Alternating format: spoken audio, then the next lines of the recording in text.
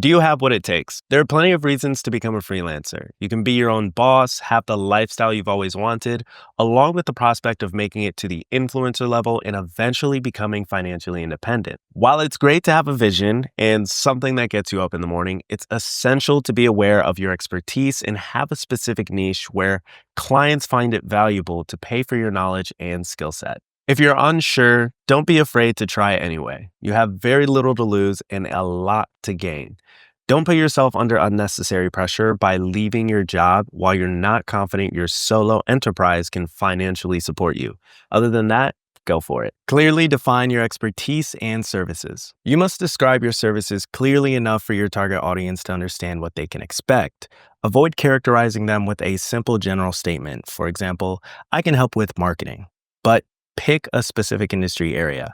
Branding, messaging, SEO. If you're into multiple industries or areas, list them individually. Don't forget to include your whole skill set. Any certifications, licenses, or specialized training can also significantly increase your chances of attracting clients. Keep in mind, there may be things that you can do that appear so natural to you that you won't even consider mentioning them or using them to your advantage. Find your target audience. Look at industries where your potential clients are and evaluate how your skill set fits into it. Consider how realistic it is that they will be open to working with you. You can also segment your target audience by size. So individual, small company, mid-sized company, or a big company.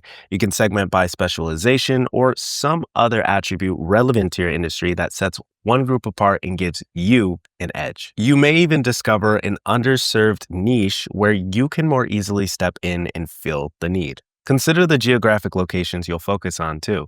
Depending on your specialization, it can be only your city, county/local area, state/region, country, a set of countries, or the whole world. Some clients only want to work with locals or at least prefer that option, even if it means declining more experienced people who aren't nearby. Keep in mind, if you're not a recognized expert in your industry with a demonstrated history and accomplishments, clients from different countries may find you untrustworthy or too risky to work with, and it's likely that they can find someone like you locally. Online versus in person. Consider the form of your sessions. Can you meet with your clients in person? If so, will this be your preferred form, or will you use it for the initial or important sessions and handle the rest online? Or are you going to be fully remote? Although online meetings are becoming more common, certain industries or assignments still require at least an initial in-person meeting. If it's a long-term cooperation, in-person meetings are common every few weeks or months. Your ability to attend meetings in person will also largely depend on the size of the geographical area you want to cover.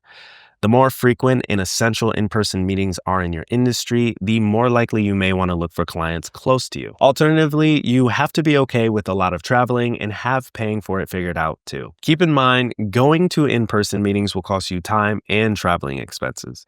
If you're meeting in a restaurant or a cafe, you'll be paying for that too. Consider whether your hourly rate or other form of billing will compensate for all these or whether your client is willing to cover them. You will have to use your prudence to evaluate whether it's reasonable to ask or demand this. Competition research. Before you start thinking about how exactly to present and market yourself, it's a good practice to look around you.